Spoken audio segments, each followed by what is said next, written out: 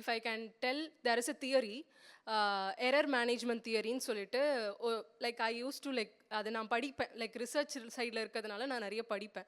So அதில் ஒரு error management தியரின்னு என்னென்னா, நம்ம எப்படி எவால்வ் ஆகிருக்கோம் as a women, as a men எப்படி எவால்வ் ஆகிருக்கோம்னா, they are in position like அவங்க எந்த ஆப்போசிட் ஜெண்டரை பார்த்தாலுமே அவங்க ஒரு ஆப்பர்ச்சுனிட்டியாக பார்ப்பாங்க. பட் வேறஸ் ஒரு பொண்ணு அந்த ஆப்பர்ச்சுனிட்டியை ரிஜெக்ட் பண்ணுறது, யார் வந்து எனக்கு கரெக்டானவன்றதுக்கான ஒரு ப்ராசஸை வந்து கோ த்ரூ பண்ணுவாங்க.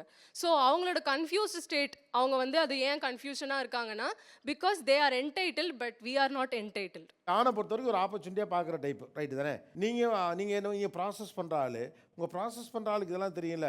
இவன் வந்து நம்மளாம் இப்படி பார்க்குறான், இவங்ககிட்ட இவ்வளோ தான் வச்சுக்கணும், மடியில் படுக்க அலோவ் பண்ணக்கூடாது, சாப்பாடுறான்னு ஊட்டி விடக்கூடாது, தலையெல்லாம் கோதியெல்லாம் விடக்கூடாது அப்படின்னு உங்களுக்கு தெரியும் தானே?